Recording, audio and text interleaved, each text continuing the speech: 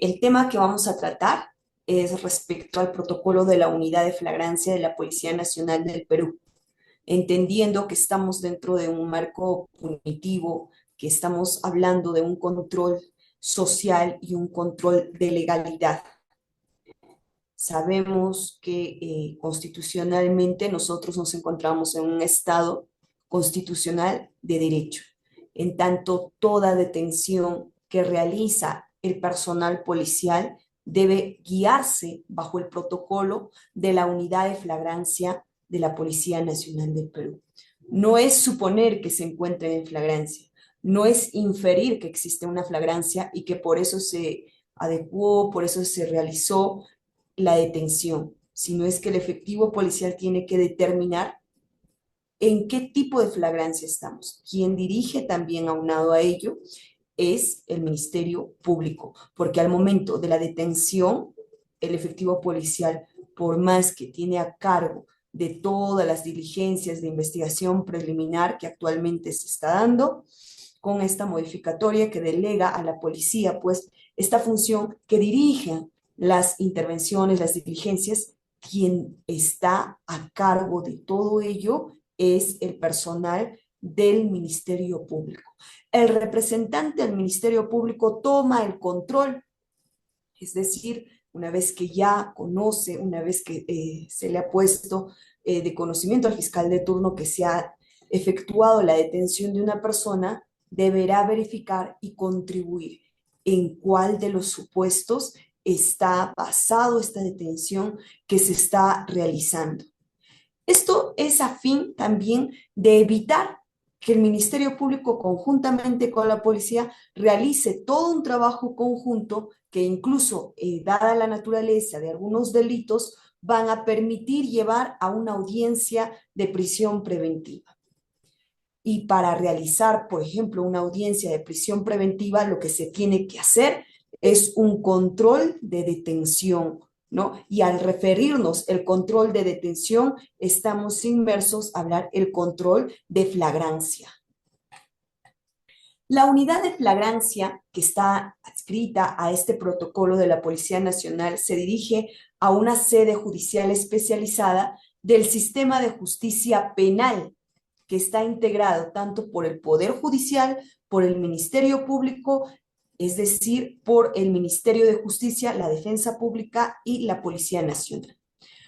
Si ustedes actualmente se van a percatar y verificar que estas unidades, estos órganos han implementado la unidad de flagrancia. El Poder Judicial ha equipado pues, e implementado el personal y su propia unidad de flagrancia, del mismo modo Ministerio Público, como a la fecha también la Defensa Pública, el Ministerio de Justicia y Derechos Humanos, tiene defensores públicos que trabajan exclusivamente en esta unidad de flagrancia, quienes están destinados a verificar y controlar el tipo de detención en el cual se ha encontrado al momento de efectuar el efectivo policial su detención. Van a estar a cargo de estos delitos flagrantes. Uno de los casos por el cual se llega a un proceso inmediato, es decir, una simplificación del proceso penal, es cuando en efecto se tiene una flagrancia. Es uno de los requisitos, ¿no? Cuando hablamos del proceso inmediato, estamos inmersos a entender que podría ser por el supuesto que ha sido detenido en una flagrancia delictiva, que esta persona al realizar todas las diligencias ya se ha obtenido todos los elementos de convicción que efectivamente van a contribuir o van a permitir que el esclarecimiento de los hechos, es decir, ya no hay más elementos que trabajar. U otro puede ser que esta persona ha confesado, se ha declarado culpable, siempre y cuando se ha corroborado con el artículo 163 del Código Procesal Penal. Es decir, que esta confesión ha estado con las garantías que la ley te permite, tanto constitucionalmente y tanto como el Código Penal. Quiere decir que para que esta persona pueda considerarse como uno de los requisitos de proceso inmediato, ha estado presente su abogado defensor. Entonces, y esta declaración de esta persona tiene que ser corroborado con todas las diligencias que se han realizado.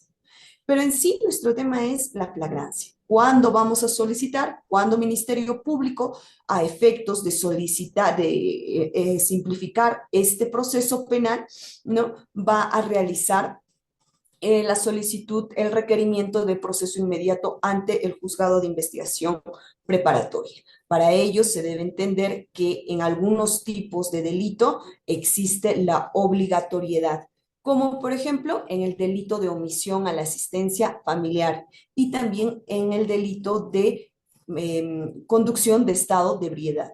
Nos dice, por ejemplo, en el delito de omisión a la asistencia familiar, si bien tenemos de conocimiento que nace en la vía civil, es decir, el juez de paz letrado ha realizado todas las diligencias, ¿no? ¿Qué quiere decir ello? Que se ha recabado las declaraciones, se ha recabado cuánto esta persona percibe, cuánto el menor alimentista puede estar solicitando, cuánto el padre no ha pasado, existe ya una liquidación y al existir un incumplimiento se le pasa a una fiscalía penal de turno. Al realizarse ello, dice, ¿no? La ley le obliga al Ministerio Público de turno que en la vía penal lo pase para un proceso inmediato. Ya no va a aperturar investigación, va a omitir el plazo de los 60 días para que realice las diligencias preliminares. Entonces, el hecho de que este proceso inmediato sea pues la simplificación, con ello va. De igual modo, por ejemplo, si bien es cierto, existe una obligatoriedad para el delito de omisión a la asistencia familiar y para la conducción en estado de ebriedad. Pero, por ejemplo, si estamos en un delito de violencia contra la mujer, el artículo 122b, que también se ha visto casos donde el Ministerio Público solicita o requiere al juez de investigación preparatoria un proceso inmediato. Para ello, ¿qué realiza o qué pide? Que puede corroborarse que la detención del presunto agresor haya sido en una flagrancia, que el agresor haya declarado y que esta declaración se corrobore con otros medios periféricos, o que puede ser, por ejemplo, que se corrobore con la declaración de la agraviada, con la inspección técnico-policial u otras diligencias que en efecto permite cumplir y garantizar que esta confesión es cierta, así como también que todos los elementos, que ya todos los elementos de prueba, todos los elementos probatorios, contribuyan que efectivamente sí existió la comisión del delito o que ya no hay otras pruebas más que realizar. Es decir, ya se recabó, ya se tiene el informe psicológico, por ejemplo, en un caso de violencia de la agraviada, efectivamente existe una afectación psicológica. Si es una violencia física, existe ya el resultado del médico legista que acredita la manifestación con la denuncia de la parte agraviada, quien ha referido que efectivamente ha sido víctima de violencia física en determinadas partes del cuerpo. ¿Y con qué lo está corroborando? Lo está corroborando con el certificado médico legal, ¿no?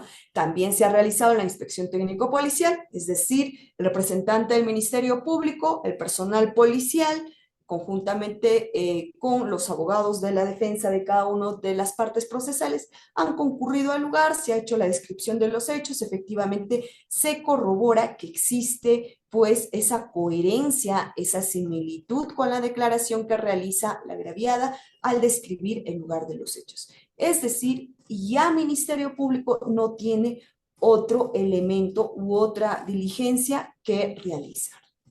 Pero con esto, ¿qué hace? Con toda esta, cualquiera de los supuestos, ¿no? Que invoca para un proceso inmediato, lo solicita ante un juez de investigación preparatoria. Esto lo va a realizar a efectos que el juez de investigación preparatoria determine si efectivamente declara fundado su requerimiento de proceso inmediato. Cabe resaltar que un proceso inmediato no determina la responsabilidad penal. Lo único que hace el proceso inmediato es simplifica una etapa procesal.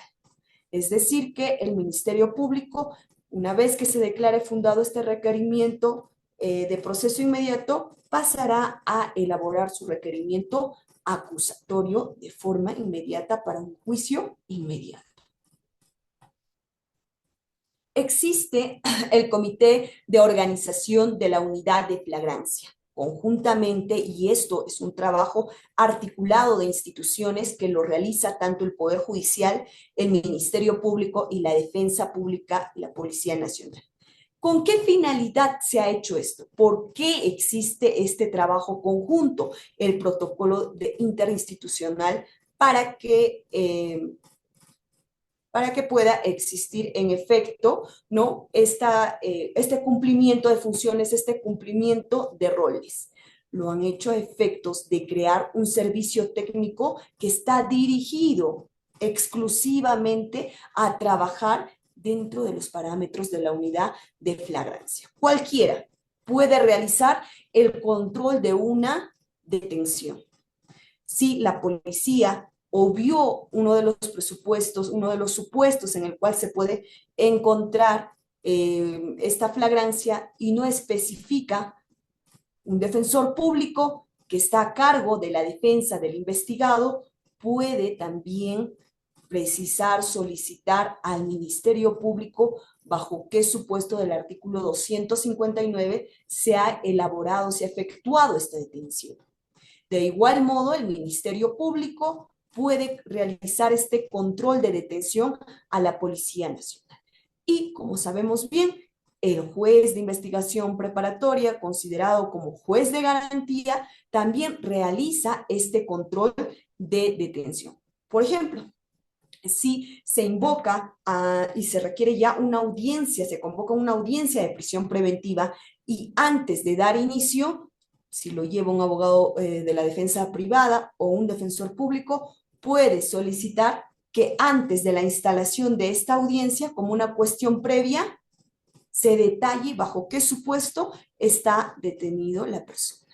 De igual modo, Ministerio Público está en el deber de precisar ello y el Poder Judicial, es decir, el juez que dirige esta investigación, solicitará al Ministerio Público que se precise. Y también se ha visto en ocasiones que de oficio el Poder Judicial realiza este control. Es decir, tiene el requerimiento acusatorio, ¿no? Perdón, el requerimiento de prisión preventiva y verifica, ¿no? La persona está detenida y pregunta, sin que la intervención de un defensor público o de un defensor privado. ¿Por qué? Porque el Poder Judicial, el juez de garantías, también lo puede realizar, porque su mismo nombre lo dice, es un juez de garantías, quien puede solicitar al Ministerio Público que especifique, existe el acta de intervención. Señor fiscal, ¿bajo qué presupuesto usted ha solicitado la detención o por qué esta persona está detenida? Y ante ello, el artículo 71 del Código Procesal Penal, en efecto, nos habla sobre los derechos que tiene toda persona que es detenida, que es procesado, pues que es investigado, ¿no? El artículo 2 nos va a dar un catálogo de derechos que debe conocer la persona al momento de ser detenida. Y esto es una segunda forma, ¿no?, de poder realizar el control de la detención. Es decir, si asume la defensa, usted toma conocimiento que una persona ha sido detenido, que su patrocinado ha sido detenido. Lo puedes realizar en la comisaría, ¿no? Solicitar si efectivamente se le estableció, se le cumplió por principio de legalidad que existió esta manifestación, este cumplimiento de los derechos. ¿Qué pasa si, por ejemplo, se elabora el acta de detención y en esa misma acta de detención o un acta de intervención policial, el efectivo policial realiza la pregunta al investigado o al detenido y le dice, señor, usted robó el celular y robó también los 3,000 soles, ¿verdad? Sí, yo robé allá. Como el señor en este acto se le ha preguntado que robó, asimismo le pregunta que el señor tiene la posesión del celular y del dinero. Es más, en este acto el señor dice que él el día de ayer también habría robado otro celular y que este celular se encuentra en su dirección, en la dirección tal, calle tal, distrito tal, provincia tal. La policía va en efecto a esa casa, corrobora, este es el celular que robado. Bien, en mérito a ellos se procede a su detención y se comunica al Ministerio Público. El Ministerio Público tiene su acta de intervención policial. Con esa acta ha hecho todas sus diligencias, ha hecho su investigación, su diligencia de inspección técnico-policial, ha recabado la declaración de la primera agraviada del primer celular del día en el cual se interpuso la denuncia, llamó a la agraviada, a la dueña del teléfono de un día antes, realizó sus diligencias, hizo el reconocimiento de las personas quien habría participado, ¿no? En este hecho le dice, ese pone a las 5 personas y le dice, ¿quién es el que te ha robado? Y le dice, él me ha identificado, reconocimiento de ficha. La señora contribuye y todo, se realiza todas las diligencias. El Ministerio Público solicita un requerimiento de prisión preventiva.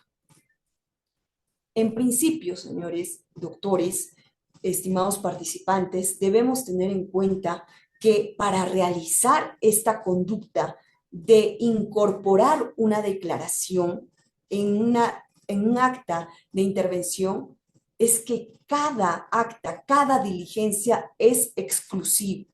Y por principio, a la no incriminación no podría incorporarse a un acta, ¿no? No podemos incorporar a un acta de intervención la declaración de una persona. Porque en ese momento que se le tomó la declaración, no estuvo por lo menos presente, en escasos oportunidades se puede observar que ha estado presente el Ministerio Público, el abogado defensor o un abogado de la defensa pública. Es más, ni siquiera se le comunicó a esta persona que tiene derecho a guardar silencio. Sí, pero en efecto, doctora, ya tenemos toda la carga de los hechos, ya el Ministerio Público ha formado su tesis fáctica, ya tiene una teoría de caso. Sí, pero esta teoría de caso y esta formación se ha construido en base a la vulneración de derechos fundamentales. ¿Y qué nos ampara? Una vía de tutela de derechos puede efectuar y puede ser una exclusión para las diligencias o las actas que se han realizado vulnerando derechos fundamentales. En este caso, conocido pues el derecho a la no incriminación que constitucionalmente así consigna a cada persona que está siendo procesada.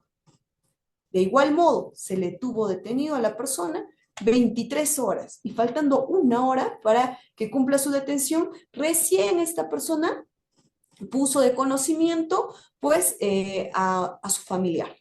Y como en una hora no pudo buscar al abogado, no pudo pues tener algún tipo de contacto para conseguir un medio de defensa, se le impuso un abogado defensor público. Entonces, como siempre lo he dicho, no tengo nada en contra de un defensor público. Quien les habla ha sido defensora pública, conozco la gran labor que se realiza dentro de la defensa pública, pero si esta persona ha sido, por ejemplo, detenido un día sábado, un día domingo, a veces no se encuentran dentro de la jurisdicción. No existió el contacto con el detenido. Y sus familiares sí pueden contar y cuentan con los medios para contratar un abogado particular. Todo ello ha venido así. ¿Qué hace el Ministerio Público? Le toma toda la declaración, la primera diligencia que realiza y elabora su acta de declaración, donde esta persona reconoce los hechos e incluso confiesa pues otras cosas. Entonces, cuán importante tener presente tanto para el Ministerio Público para que este caso no pierda su trabajo, porque es un trabajo conjunto. Ha trabajado la Policía Nacional, trabaja el Ministerio Público, trabaja el Poder Judicial ante un requerimiento de prisión preventiva o un requerimiento de proceso inmediato. Si nace mal, esto va a caer mal.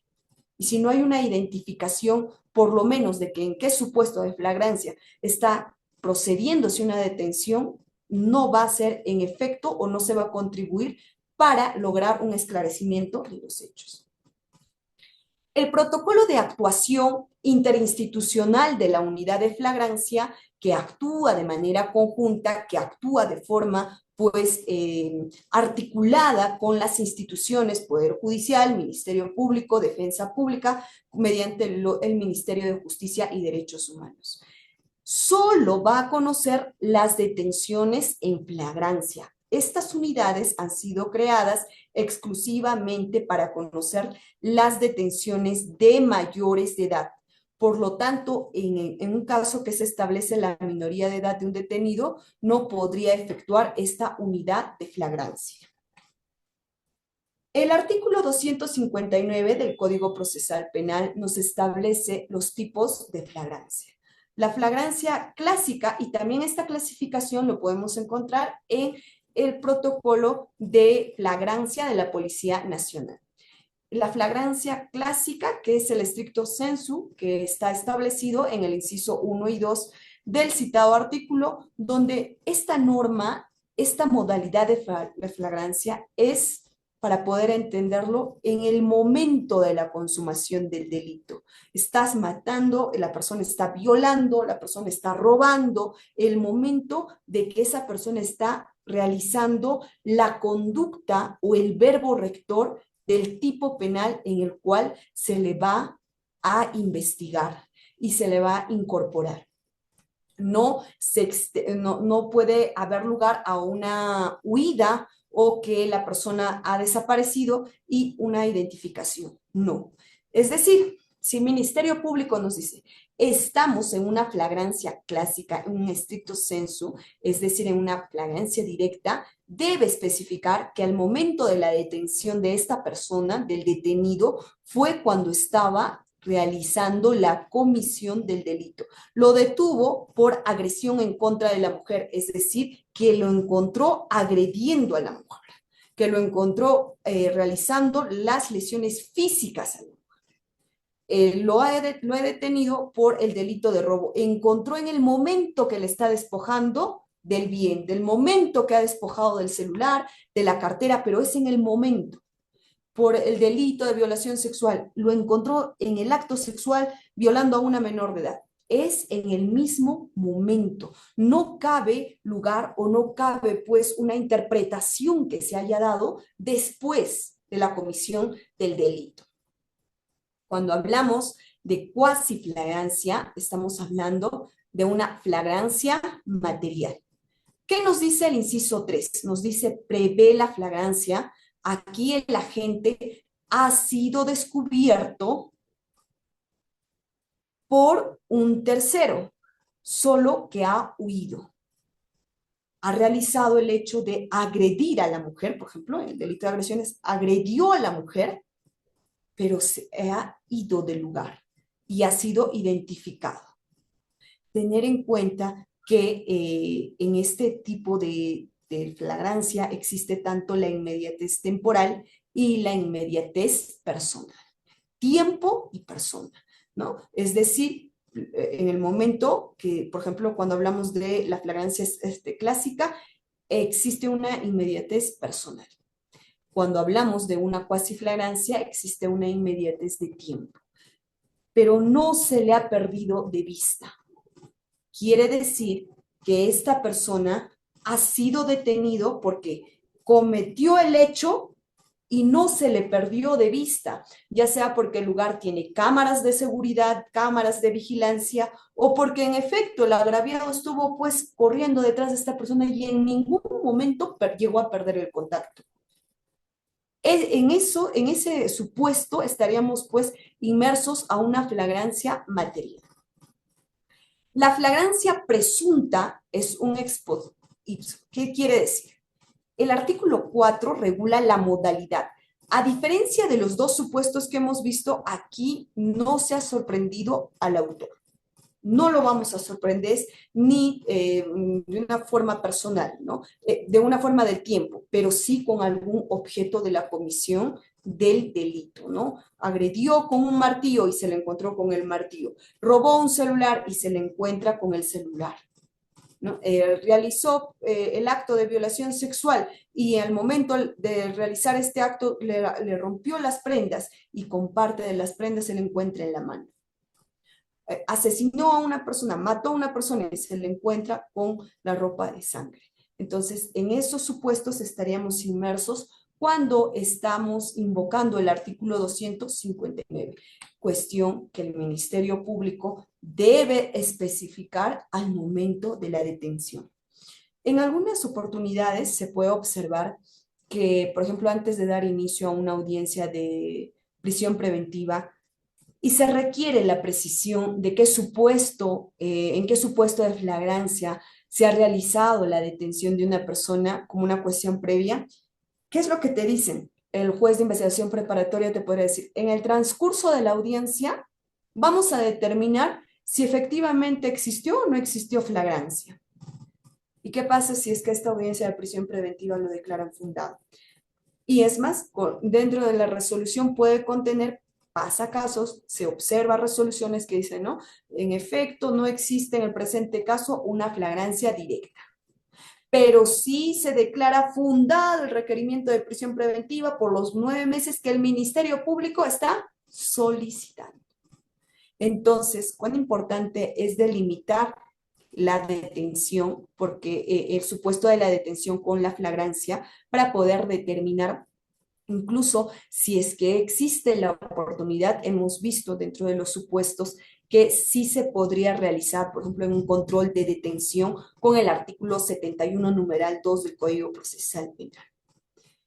Una vía de poder lograr la reposición de una persona, no la reposición de la libertad de una persona que ha sido detenida vulnerándole derechos fundamentales, que no se ha garantizado pues la presunción de inocencia y que esta persona no ha sido detenida bajo un supuesto de flagrancia, vamos a solicitar mediante una garantía constitucional el habeas corpus reparador ante un juzgado constitucional.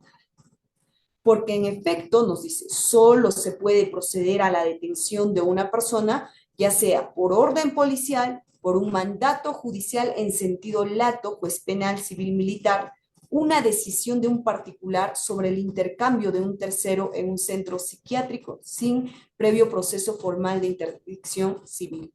Una negligencia penitenciaria cuando un condenado continúa en reclusión pese a haberse cumplido la sanciones disciplinarias privativas de libertad, entre otros supuestos. ¿Qué pasa? Si, por ejemplo, estamos en comisaría, nos percatamos con todas las actas que se ha revisado que en efecto no existe ningún tipo de supuesto de flagrancia. No existe tampoco, pues, que el Ministerio Público haya precisado, ¿no?, bajo qué supuesto se ha realizado la detención.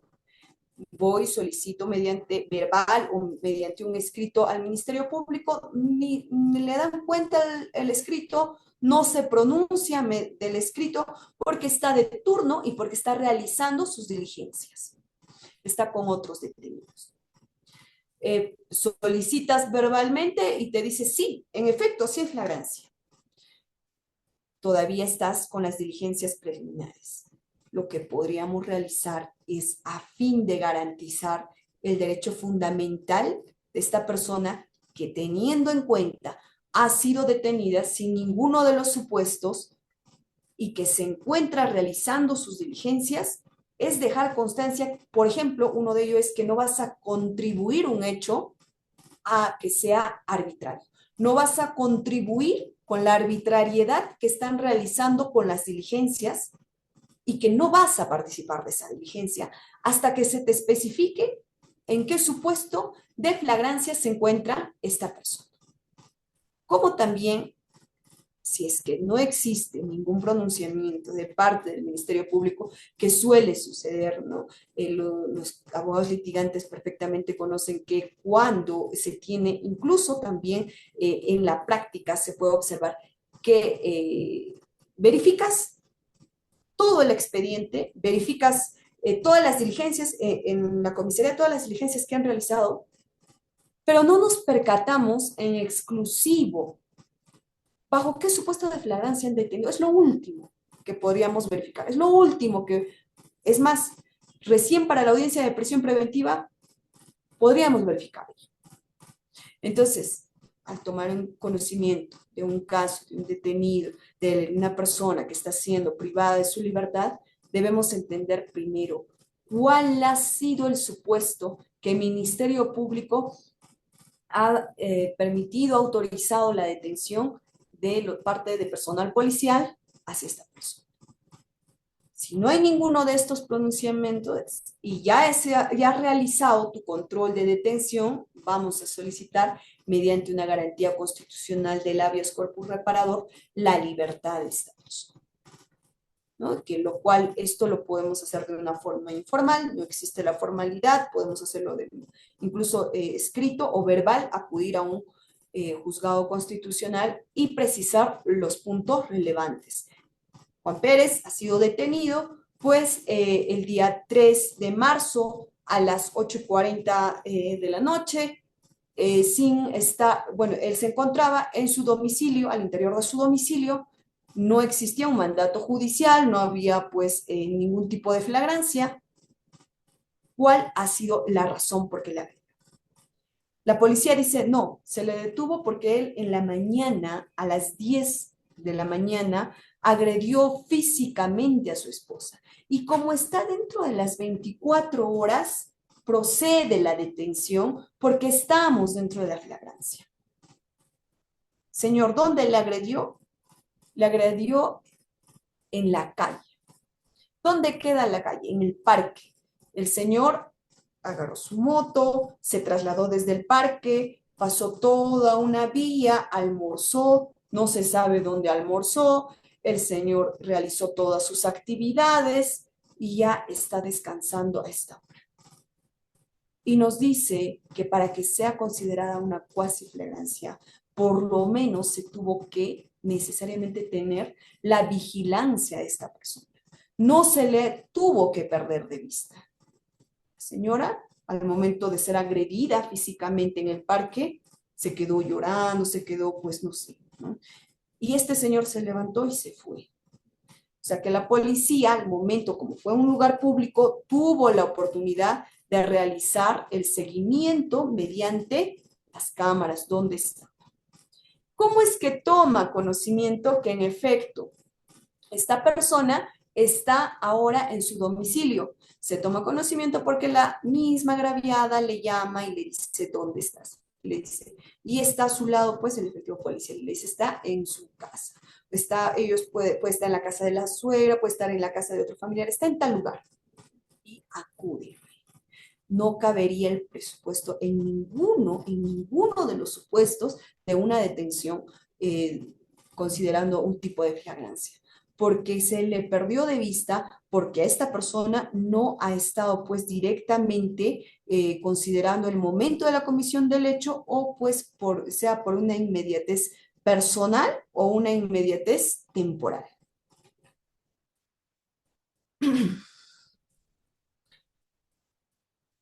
La denuncia policial, el acta de denuncia policial, que la Constitución Política del Perú, en su artículo 166, establece que la finalidad fundamental de la Policía Nacional del Perú para cumplir esta misión se perenniza en su actuación mediante diversos documentos de uso exclusivo por la Policía Nacional del Perú, por lo que resulta necesaria la actualización y adecuación del manual de la documentación aplicado a la función policial.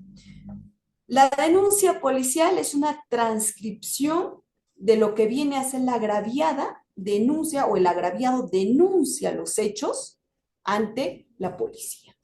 Todo lo que dice es una transcripción. Por eso hablamos del término de perennizar esta declaración en la denuncia policial, lo cual ya te crea un registro y permite que mediante un acta de denuncia policial, esta acta también queda pues debidamente consignada en lo que viene a ser ya para el inicio de la investigación. Si estamos frente a un proceso que inicia con una denuncia policial, con un acta de denuncia policial, para luego, si es que existe una flagrancia, se procede de inmediato a la intervención policial. Debemos tomar en cuenta que cada acta tiene en exclusivo las funciones propias. Por ejemplo, si nos estamos remitiendo al acta de intervención policial, el acta de intervención policial tiene el encabezado, donde en el encabezado que va las generales de ley. El día, la hora, el lugar donde se encuentra. Por ejemplo, acá tenemos en el distrito de Aguas Verdes. ¿Qué hora es? Es las 11 horas del día. ¿Qué día? 8 de agosto de 2020. El suscrito, el efectivo policial, suboficial de segunda, suboficial de tercera, ¿qué cargo tiene? Asimismo, ¿quiénes están presentes? Está presente el representante del Ministerio Público, no está presente, todo puede existir, incluso las personas que están interviniendo, se le identifica a quien va a ser pues objeto de la detención. Miren, por ejemplo, aquí podemos observarse presentes en Aguas Verdes, en la sección de investigaciones se verifican los sacos conforme se detalla. Si nos damos cuenta aquí, se procede a la detención de una persona, pero en esta misma detención se realiza la retención de cosas, ¿ve? Dice 120 pares de zapatillas de marca Hila, de diferentes tallas y colores, 26 docenas de sandalia Charlie de diferentes tallas y colores. Si nos percatamos, esto es una diligencia de qué?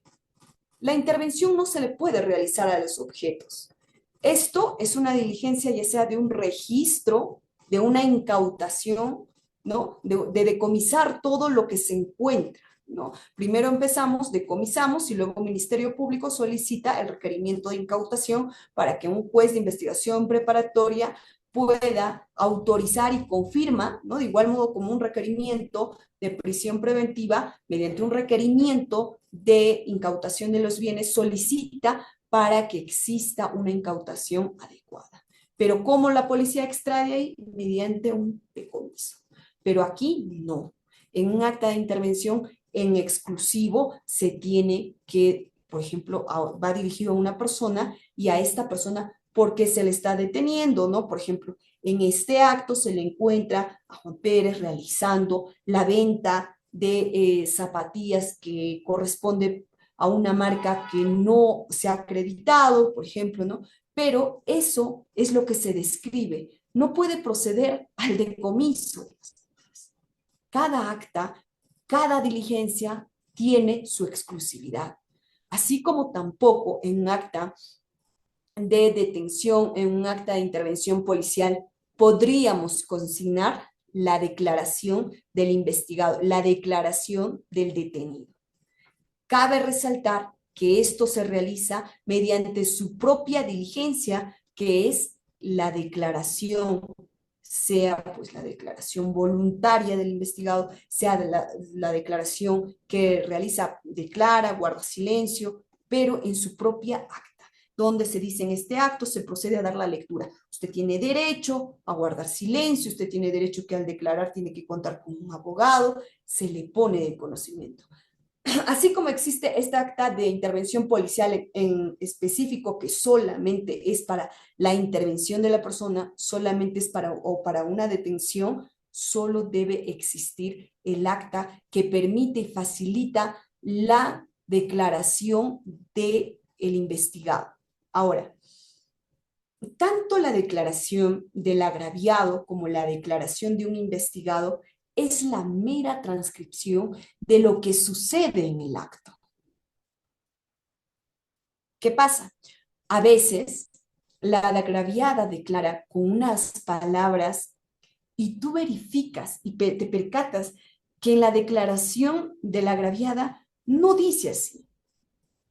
O del testigo que participó, el testigo a oídas que participó en el hecho delictivo, no ha referido con esos términos. Nunca dijo, sí, yo vi a tal persona con tal característica, yo vi que le robó.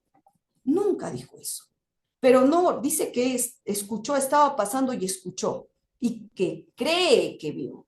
Allá, entonces le pongo, no le voy a poner que cree, le voy a poner que vio. Al realizar esa conducta, ya no existe una transcripción mera de los hechos.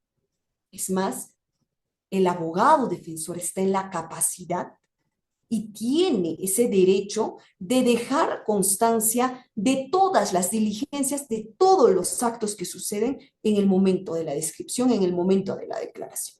Dejó constancia que en este acto el efectivo policial está sugiriendo la respuesta una y otra vez y que está incrementando o está poniendo palabras que no está refiriendo el testigo.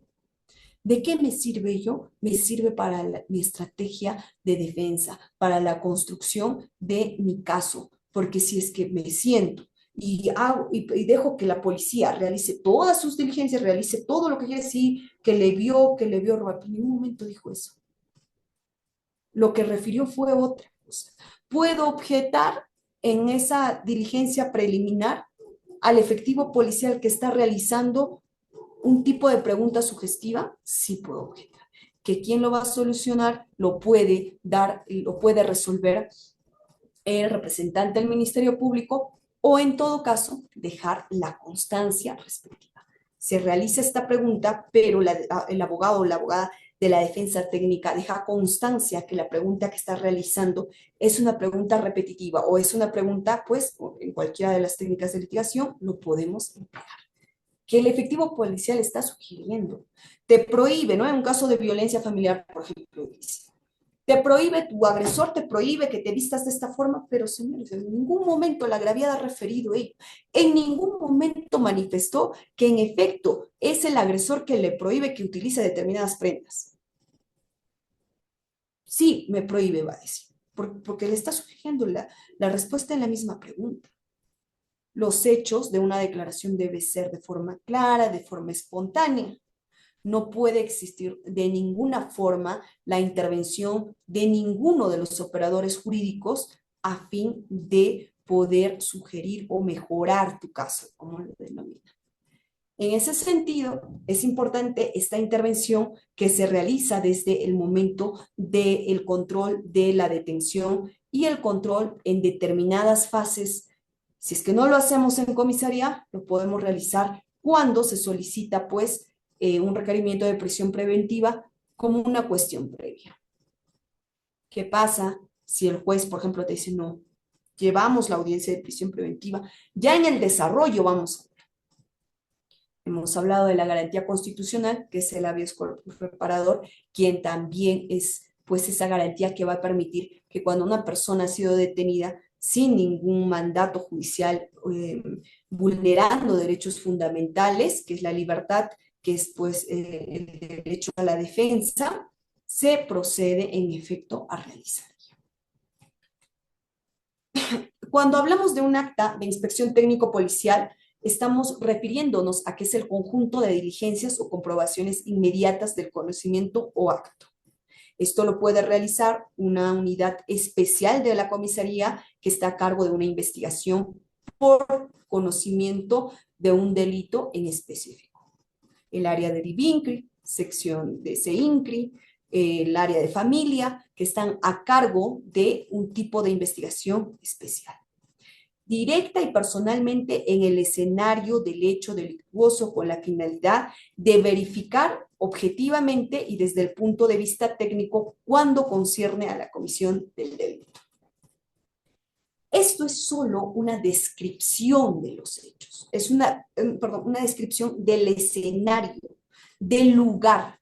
Solo voy a describir el lugar. Aquí no voy a permitir por ninguna razón, que el representante del Ministerio Público le pregunte a la agraviada, por ejemplo, víctima de violencia, ¿dónde te agredió? ¿En qué lugar? A ver, señálame, ¿dónde te agredió?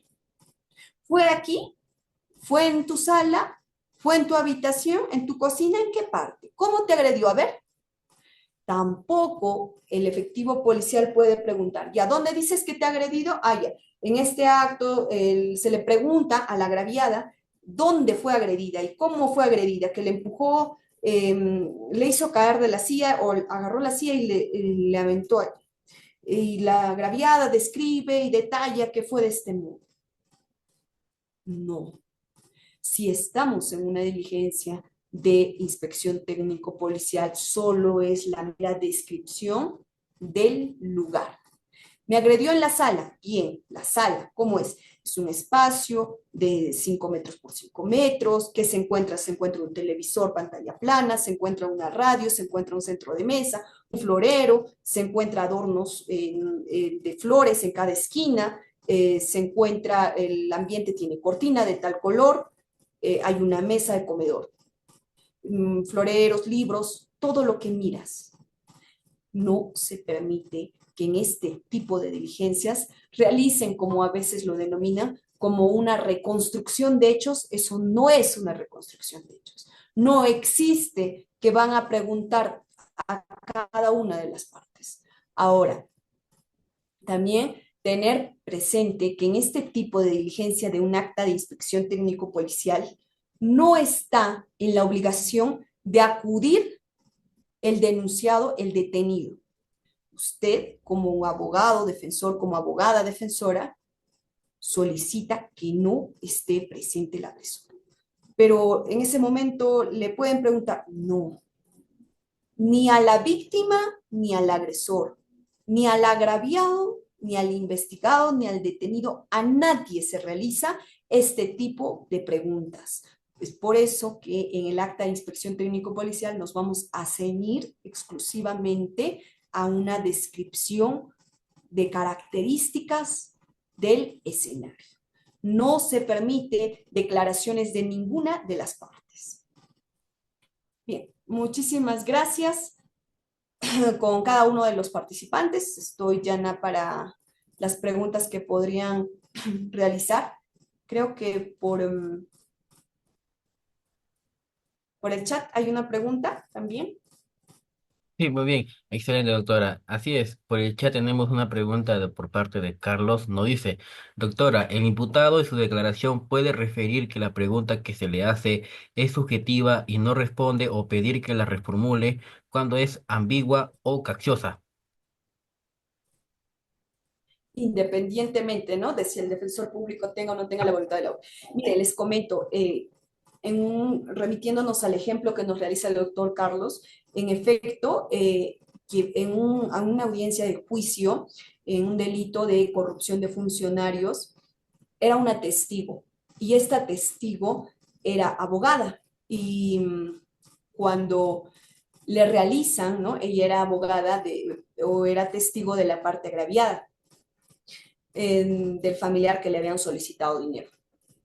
Cuando los abogados realizaban las preguntas, los abogados de efectivos policiales que estaban siendo procesados en este caso, le realizaban las preguntas, eran preguntas impertinentes, eran preguntas sugestivas.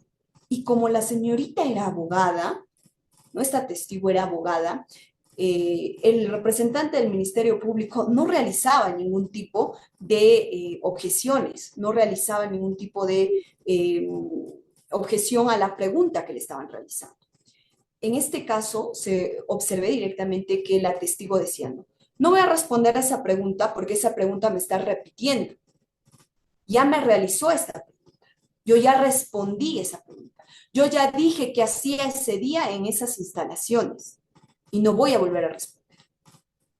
Si bien es cierto, el testigo está en la obligación, si ha concurrido en la obligación de declarar, pero tampoco puede ser coaccionado en específico para responder al doctor Carlos. De igual modo, si el imputado puede realizar este tipo de objeciones, ¿no? Decir, esta pregunta es sugestiva, esta pregunta es capciosa, esta pregunta es sugestiva, pero también lo que podría realizar, si es que, por ejemplo, estamos frente al Ministerio Público que no le va a hacer caso, pregunte lo que pregunte o lo que manifieste el detenido, va a decir, usted está en la obligación de responder. Si es que esta persona, este investigado, está frente a tiene conocimientos de este tipo de preguntas, puede decir y debe decir y está en el derecho de decir, no voy a responder esa pregunta porque ya se me preguntó por ejemplo. Y eso que se consigne en su respuesta.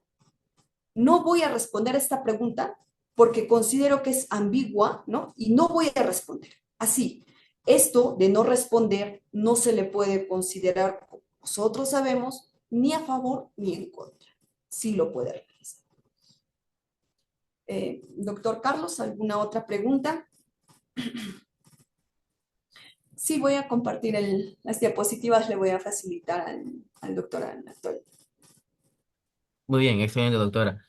Asimismo, invito a participar a los demás que tengan alguna pregunta, lo pueden realizar a través del chat o también pueden alzar la mano virtual para poderle cederles el pase.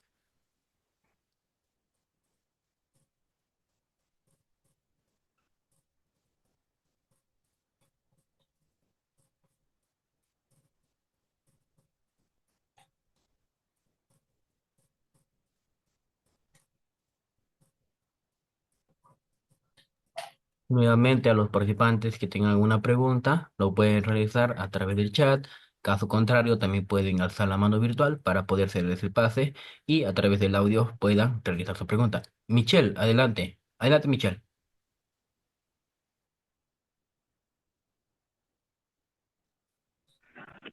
Buenas noches, gracias. Doctor, ¿se me escucha? Sí, Sí, se le doctor, escucha se le perfecto. escucha. Ya. Quería hacer dos preguntas. Pues, ya, la primera pregunta es ¿cuál es la diferencia entre un decomiso y una incautación, ¿no? Viendo de que efectivos policiales utilizan esos términos para diferentes actuaciones. Y la siguiente pregunta sería, cuando se hace el control de legalidad de una detención en flagrancia, en el fiscal, ¿no?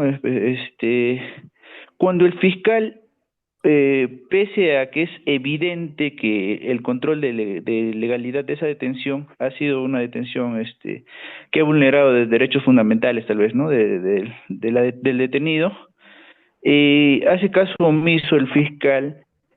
Cuando se presenta el habeas corpus, ¿también se puede incluir al representante del Ministerio Público en ese habeas corpus? Esas serían mis preguntas. Gracias. Gracias, doctor. Bien, vamos a responder su primera pregunta. Decomiso e incautación. Decomiso es cuando se te encuentra determinados objetos que contribuyen a la comisión del delito, que su origen es de forma ilícita. ¿Qué hace el efectivo policial? Policías llegan y te incautan zapatillas robadas, el celular robado, te decomisa, solo te va a decomisar. Ya. Llega la policía en un operativo de un delito de tráfico ilícito de drogas, intervienen y encuentran en el vehículo pues que se estaba llevando 40 bidones de acetona, que son pues productos para la elaboración de sustancias ilícitas. Decomisa los 40 bidones. ¿A quién da cuenta? Al fiscal especializado en delito de tráfico ilícito de drogas.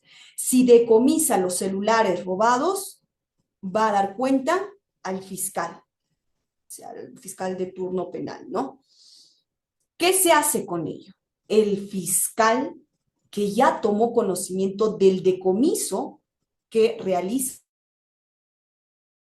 el efectivo policial, el fiscal debe solicitar su requerimiento de incautación al juez de investigación preparatoria. ¿Para qué hace eso? Para que el juez le diga, así como un requerimiento de prisión preventiva, fundado, ¿no? Igual, el requerimiento de incautación le dice, fundado, se declara pues en la incautación de tales celulares, la lista. Se declara la incautación de tales bienes. Que se ha decomisado pasa a incautar. La incautación solo lo autoriza un juez de investigación preparatoria. Ahí tener en cuenta también, doctores, que el juez de investigación preparatoria debe cuidar que el decomiso que se realizó de estos bienes se realizó de forma legal. Se ve en algunos casos en específico que el juez no todos los requerimientos incautatorios declara fundada. ¿Por qué? Verifica, por ejemplo, han ingresado a la casa, obtuvieron 25 celulares que en efecto son robados. Pero estos efectivos policiales no cumplieron con solicitar el allanamiento del domicilio, ingresaron sin ningún orden judicial, ¿Cuál fue la razón? Es más, en su acta de intervención policial dice que en mérito a una llamada anónima ingresamos porque se tomó conocimiento que en esa casa se recaudaban objetos robados. Un juez de investigación preparatoria que da las garantías nunca va a autorizar, nunca va a declarar fundado este requerimiento de incautación de bienes porque no se ha respetado tampoco uno de los principios básicos que es el principio del debido proceso y legalidad. Entonces, no procede ninguno de ellos. Eso es la principal diferencia para poder entender cuándo hablamos de decomiso y cuándo estamos inmersos a la incautación.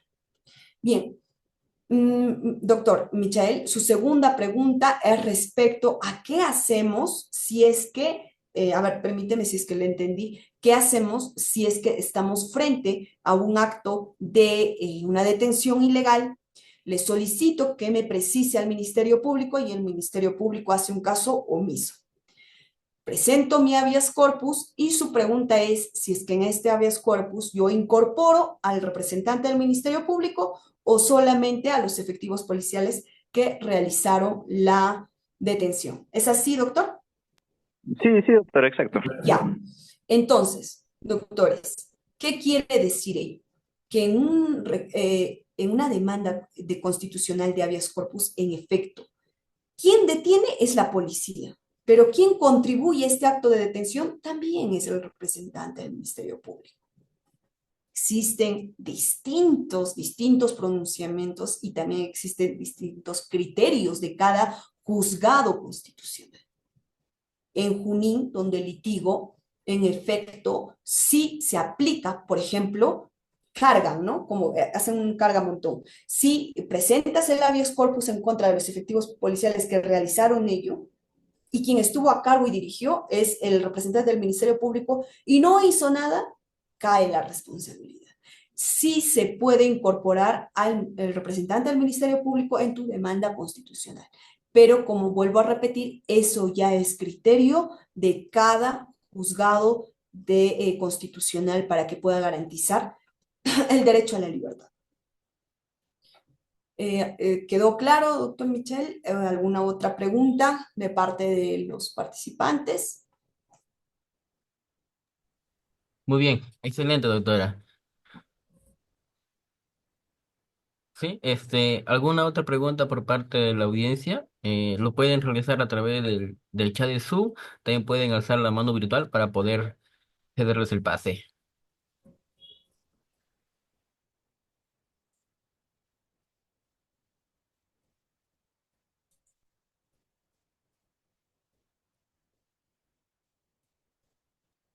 Hacemos último llamado a la audiencia. Que tengan alguna pregunta, lo pueden realizar. Michael, ¿tienes una nueva pregunta? Adelante. Disculpe, tal vez ya, una pregunta más que me queda en el futuro. No, Eh, adelante. Cuando hay una detención en una flagrancia directa, una cuasiflagrancia, ¿los efectivos policiales pueden hacer el allanamiento sin autorización judicial? No, gracias, doctor. En efecto, no se puede realizar, porque una cosa es la intervención, una cosa es que están deteniendo a la persona, pero una cosa muy distinta y una figura muy diferente es que exista la autorización para un allanamiento específico de un domicilio. Eso lo tiene que ordenar un juez. No lo va porque estamos hablando de un derecho al domicilio, el derecho a tu hogar. Entonces, si por más de que exista la información de que adentro existe productos ilícitos, sí, pues es nuestro Estado constitucional de derecho, ¿no? Quizá una persona que no es del ámbito de derecho podría tener un criterio diferente y decir, no, ¿cómo? Si ya se le detuvo a esta persona, se tiene que aprovechar para realizar todo y encontrar todo lo que es ilícito y ya de una vez, no. Si es que, por ejemplo, el señor, el efectivo policial sabe que este señor está en flagrancia y en efecto tiene productos, tiene bienes que está en ese domicilio, una cosa es el registro personal, domiciliario, y otra cosa es una inspección técnico-policial. Entonces, para realizar incluso una diligencia del registro personal, existe y debe existir, el registro domiciliario, perdón, debe existir la autorización del propietario del domicilio. Sí, pero el propietario es el detenido, él debe dar la autorización. Pero está detenido, doctora, y está en la comisión de este delito. Se debe dar igual y consignar de forma expresa su autorización, ¿no? ¿Y qué pasa si, por ejemplo, esta persona puede decir, no, yo estoy detenido, pero no le doy la autorización de que ingresen a mi hogar, no voy a dar la autorización? Se consigna eso después del encabezado del acta de registro de domiciliario y se ponen, no se cuenta con la autorización del propietario del inmueble, porque podrían estar inmersos los efectivos policiales en un proceso de violación de domicilio.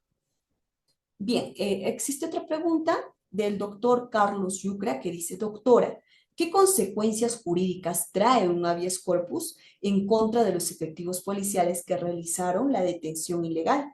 ¿O solo esta garantía logra la libertad del detenido? Como bien sabemos, al realizar esta demanda constitucional, ellos deberán estar inmersos en un proceso judicial, quienes deberán responder el por qué realizaron esta detención, lo cual acarrea responsabilidades no solo administrativas que obviamente van a informar de forma directa a inspectoría, sino también pues una represalia de un proceso judicial que ellos van en contra, ¿no? Por eso es de que ustedes se van a dar cuenta que el personal policial, el Ministerio Público, los representantes del Ministerio Público, los jueces tienen un temor cuando están inmersos o involucrados o solamente escuchan la palabra de el habeas corpus, porque no solamente es una conducta que administrativamente, por ejemplo, al personal fiscal perjudica en su órgano de control interno, al personal policial en inspectoría y de igual modo al personal judicial en ODECMA,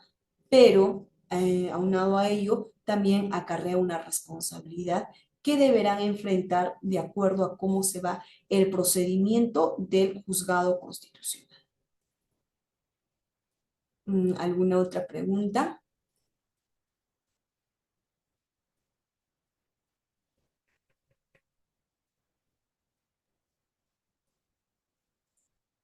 Último llamado a la audiencia. Si tienen alguna pregunta, lo pueden realizar a través del chat.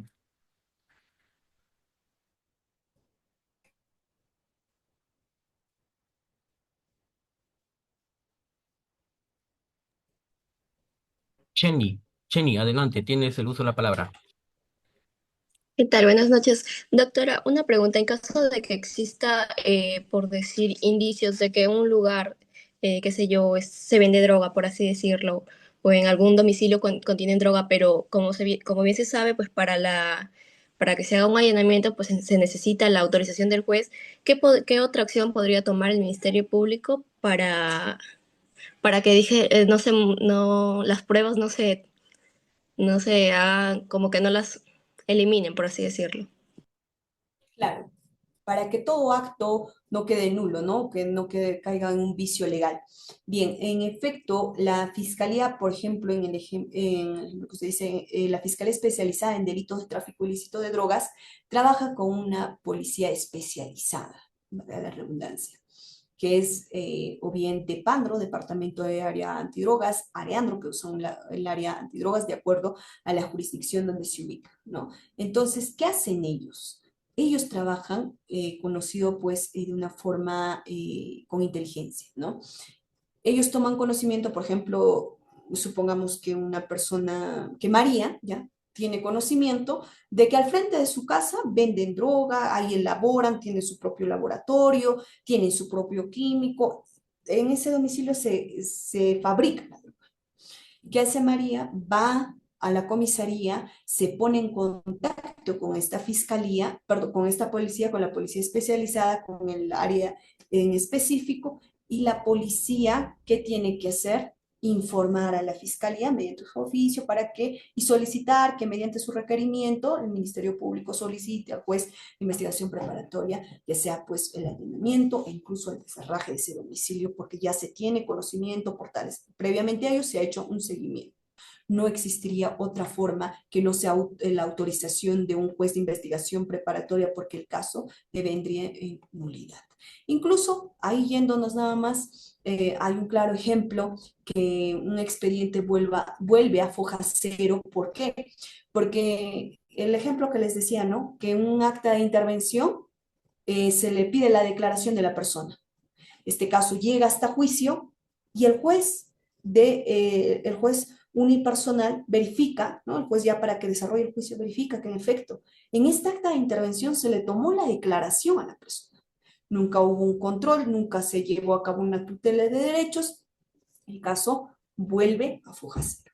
Toda la etapa que se ha desarrollado, por lo menos uno o 2 años, que sabemos bien que dura así los procesos penales, cae en nada. Así sería, doctora. ¿Alguna otra participación de ustedes? ¿Alguna pregunta, alguna duda para poder esclarecerlos? ¿Ha quedado claro lo que viene a ser cómo podríamos realizar el control de la detención? Muy bien, excelente, doctora. Cheney, me parece que tienes otra pregunta. Adelante. Sí, disculpe. Y en caso de que exista la autorización por parte del juez, si bien sabemos que se necesita de la defensa del que va a ser detenido, ¿no? Pero supongamos que el abogado, que es particular, pues esto le va a tardar, por decir, cierto tiempo en llegar hasta el lugar de los hechos. ¿Qué podría hacer esto la policía? Porque si bien sabemos, se necesita que el abogado esté presente para que se pueda hacer el allanamiento, creo. Claro. ¿No es así? Sí, sí, sí, doctora. En efecto, esto ha sido modificado, ¿no? Porque anteriormente lo podrían realizar incluso con un abogado defensor público.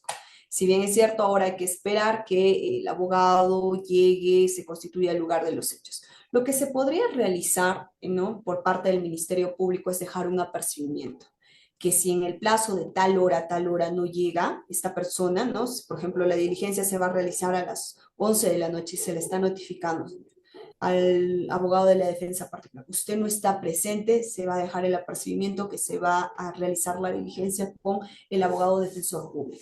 No, pero esto está afectando mi derecho a defensa, pero está tomando conocimiento. Es como una diligencia, por ejemplo, una diligencia de visualización de CIDIS, que lo haya presentado la parte investigada, ¿no?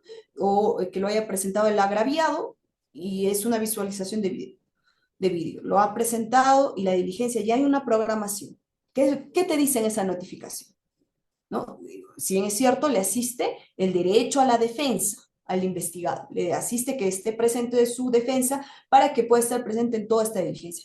Pero ¿qué te dice? Si usted no está presente, señor abogado, la diligencia se va a desarrollar, si es que usted no está, se desarrollará con un defensor público, ¿no? Entonces usted tiene que realizar. Señor, se le está programando la diligencia de su patrocinado para el día 4 de marzo a las 3 de la tarde. Bajo apercibimiento que si no concurre con su abogado defensor designado de libre elección, se le asignará un abogado defensor público. De igual modo, es una forma de poder presionar a que se realice la diligencia, porque si no, ¿en qué estaríamos? En efecto, también el caso o lo que quiera lograr el Ministerio Público con esta diligencia va a frustrarse la diligencia.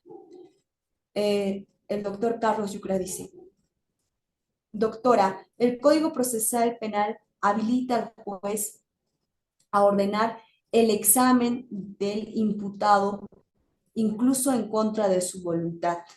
Prueba sanguínea, examen genético, ¿cómo esta práctica se puede conciliar con un principio de no incriminación? Sí, en efecto.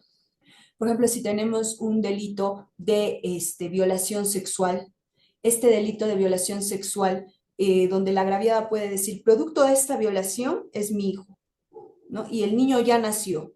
Este hijo es producto de este acto que esta persona, Juan Pérez, me ha violado y yo he quedado embarazada.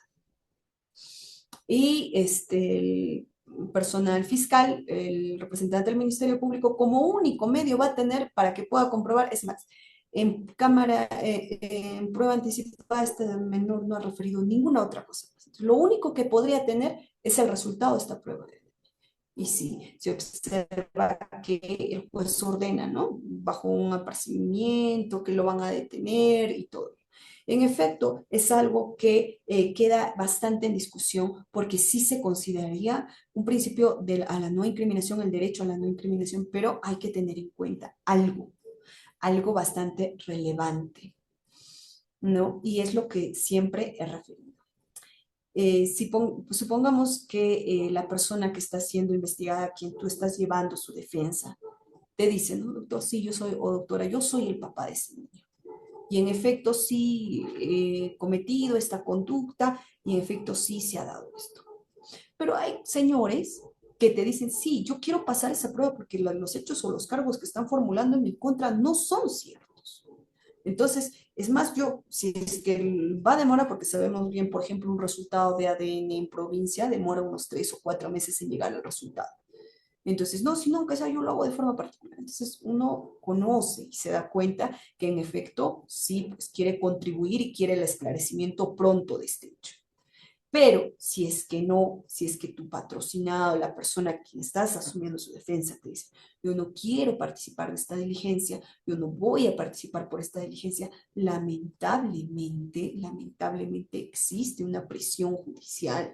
Por ejemplo, en lo que usted me dice, en una prueba sanguínea, en la mayoría de casos viene a ser por delitos sexuales y por la naturaleza del delito, como lo llaman diferentes autores, delitos clandestinos, los juzgados efectúan y ejercen bastante presión, porque es como que se pone en tela un balance los bienes jurídicos, ¿no? Es un bien jurídico ya sea contra la indemnidad sexual de una menor y también estamos frente al derecho a la defensa.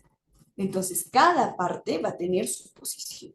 Ministerio Público va a alegar que en efecto se ha vulnerado o se está afectando un bien jurídico que es la indemnidad sexual de una menor, la frustración de la vida de esta niña, y el abogado defensor va a postular que en efecto esta persona no puede incriminarse, o esta persona no puede estar en contra de su derecho a defensa, su derecho a la no incriminación. Entonces tengamos en cuenta ello, ¿no? Cada posición. Pero en efecto, sí, pues es lo que, por la naturaleza del delito en exclusivo, es lo que los juzgados ordenan. Bien, ¿alguna otra intervención de parte de los participantes? Enfoquémonos que también el tema, doctores, es pues la flagrancia, ¿no? Pero que de ello se ha desmenuzado distintos temas que agradezco su atención y también el interés de cada uno de ustedes para que podamos fortalecer esta clase. Muy bien, excelente, doctora. Muchas gracias por resolver todas las interrogantes planteadas por parte de nuestra audiencia. Doctora, yo tengo una pregunta, así es que si me permite de manera concreta y rápida. ¿Me permite, doctora?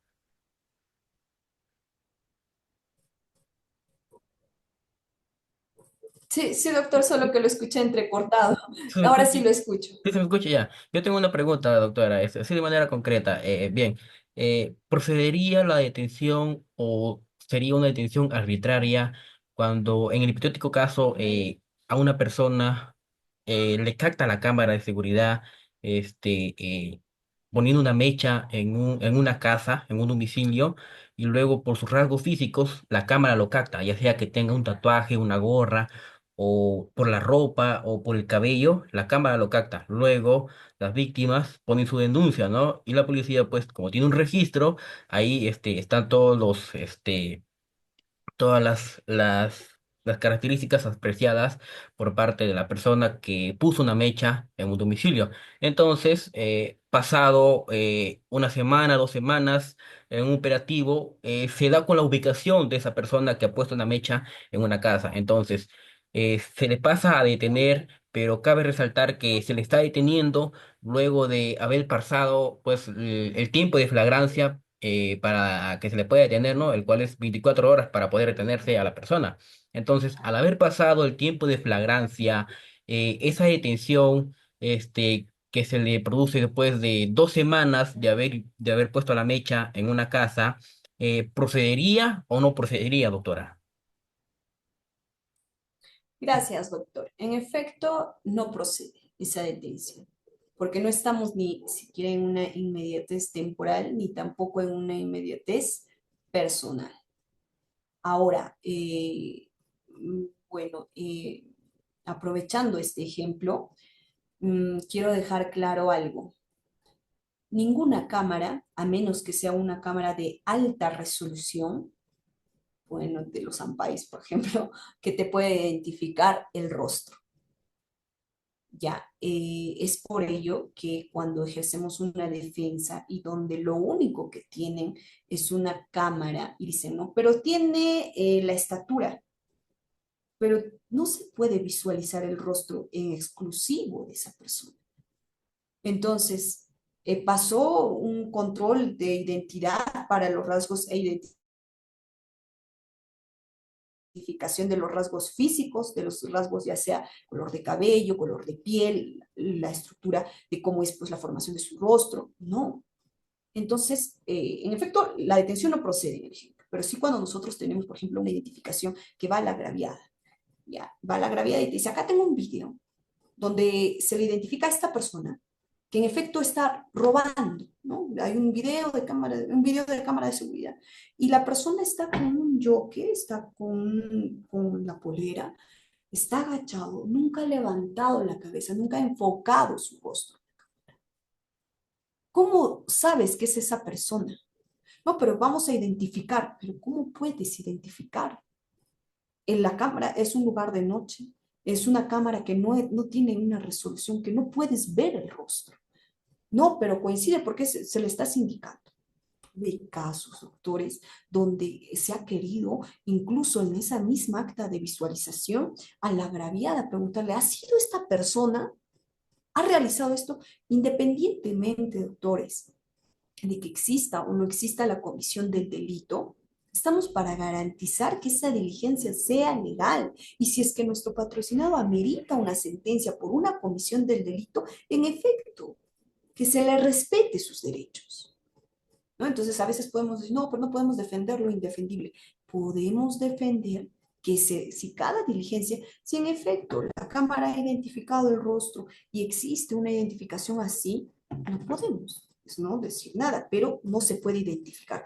Una cosa es visualizar y otra cosa es identificar a la persona que está cometiendo el delito. Son figuras bastante distintas, doctores. Para identificar, para identificar la personalidad, los rasgos físicos, por lo menos yo tengo que llevar unas 4 o 5 personas que tengan los mismos rasgos físicos que el detenido. Que la persona que está siendo investigada los paras a los 5 y a la agraviada le preguntas. Es más, si todos, por ejemplo, la agraviada de Rafira estaba con una polera azul, debo tratar de que esas personas estén con una polera de ese tono para que sea la identificación común. Entender que previamente a una identificación, la agraviada debió describir las características físicas. Si la agraviada dice, no recuerdo cómo era la persona, entonces, ¿en base a qué va a realizar su control de identidad? No existe. ¿Cómo va a identificar si la agraviada no sabe si fue alto, si fue delgado, si fue gordito, si fue pues de cabello corto, si estaba teñido el cabello, si llevaba un gorro y cómo vio el cabello? Entonces, ¿cómo es que se identifica?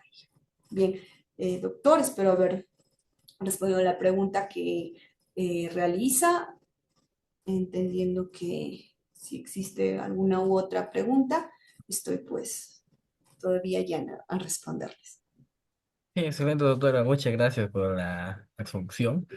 Bien, damos por combinados todas las preguntas. Me parece que ya no hay más preguntas por parte de la audiencia o de repente quizás algún participante tenga alguna pregunta. Por favor, se la hace llevar a través del chat o a través del chat de voz.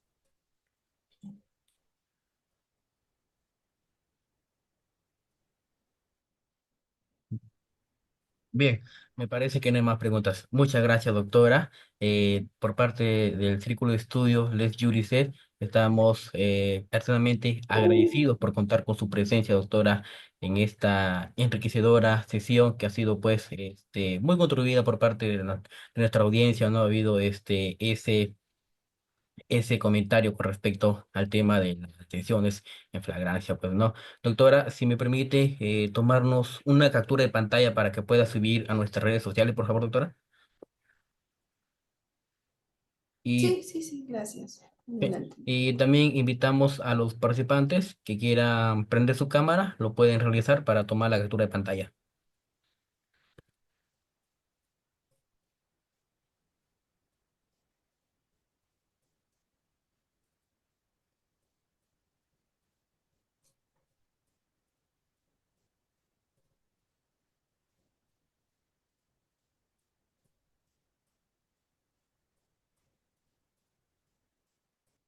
Muy bien, excelente, doctora. Muchas gracias. Agradecemos también a los conectados en esta presente sesión y no olviden registrar el link de asistencia, sus nombres para que se le pueda hacer llegar su certificado. Entonces, damos por culminada la presente sesión. Muchas gracias, doctora, y muchas gracias a los participantes. Muy buena noche con todos. Permiso. Gracias con todos. Buenas noches.